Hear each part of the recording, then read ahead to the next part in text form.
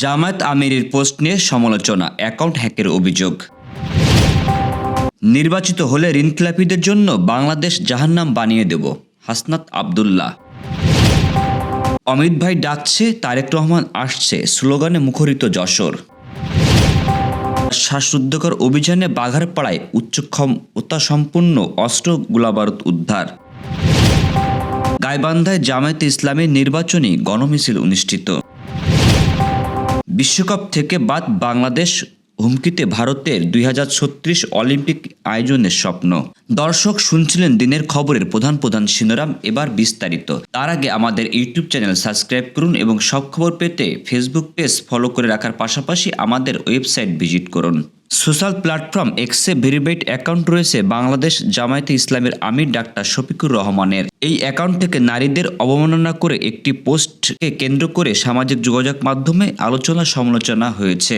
জামায়াত থেকে দাবি করা হচ্ছে অ্যাকাউন্টটি হ্যাক হয়েছে। শনিবার বিকালে প্রকাশিত ওই পোস্টে লেখা ছিল, আমরা বিশ্বাস করি আধুনিকতার নামে যখন নারীদের ঘরের বাইরে ঠেলে দেওয়া হয় তখন তারা শোষণ, নৈতিক অবক্ষয় ও নিরাপত্তাহীনতার মুখে পড়ে। এটা আসলে পতিতাবৃত্তির আরেক রূপ। ডাক্তার শফিকুর রহমানের এক্সের অ্যাকাউন্ট হ্যাক হয়েছে বলে অভিযোগ করেছে জামায়াত ইসলামী। শনিবার রাতেই ওই তথ্য জানান দলটির নির্বাচন পরিচালনা কমিটির সদস্য সিরাজুল ইসলাম। আসন্ন জাতীয় সংসদ নির্বাচনে নির্বাচিত হলে ঋণখেলাপিদের জন্য পরবর্তী বাংলাদেশ জাহান্নামী বানিয়ে দেবেন বলে মন্তব্য করেছেন কুমিল্লা 4 আসনের 11 দলীয় জোটের প্রার্থী হাসনাত আব্দুল্লাহ। রোববার কুমিল্লা 4 আসনে বিএনপি মনোনীত প্রার্থী মঞ্জুরুল আহসান মুন্সির প্রার্থিতা ফিরে পেতে লিভ টুগেদার আপিল খারিজের আদেশে এক প্রতিক্রিয়ায় তিনি এ মন্তব্য করেছেন। হাসনাত বলেন, ব্যাংক ডাকাত ঋণখেলাপিদের জন্য এটি একটি বার্তা। নির্বাচিত হলে ঋণখেলাপিদের জন্য পরবর্তী বাংলাদেশ জাহান্নাম বানিয়ে দেব।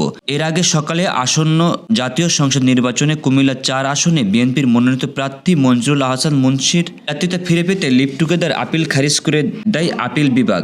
এর ফলে তিনি নির্বাচনে অংশ নিতে পারবেন না বলে জানায় আইনজীবী।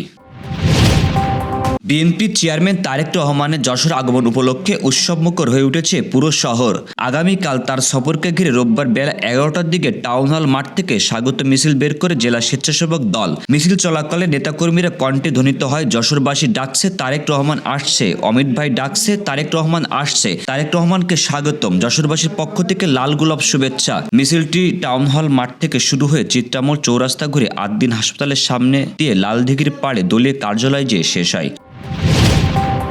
যশোরের বাঘারপাড়া উপজেলায় যৌথ বাহিনীর বিশেষ অভিযানে বিপুল পরিমাণ অবৈধ অস্ত্র ও বিস্ফোরক উদ্ধারের ঘটনায় প্রেস কনফারেন্স করেছে সেনাবাহিনী। রোববার বেলা 12:15টার দিকে বাঘারপাড়া উপজেলা সদরের ডিগ্রি কলেজ ক্যাম্পে এই প্রেস কনফারেন্সের আয়োজন করা হয়। প্রেস কনফারেন্সে বক্তব্য রাখেন লেফটেন্যান্ট কর্নেল রেজাউর রহমান।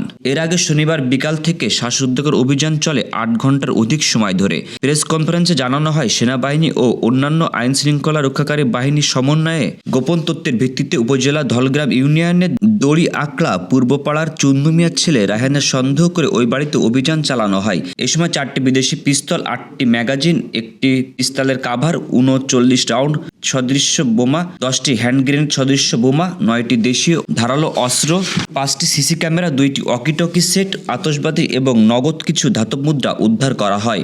অভিযুক্ত রায়হান পলাতক রয়েছে। গাইবান্ধে জামায়াতে ইসলামী নির্বাচনী গণমিছিল অনুষ্ঠিত হয়েছে। শনিবার বিকালে বাংলাদেশ জামায়াতে ইসলামী গাইবান্ধা সদর ও পৌর শাখার উদ্যোগে ওই গণমিছিলটি অনুষ্ঠিত হয়।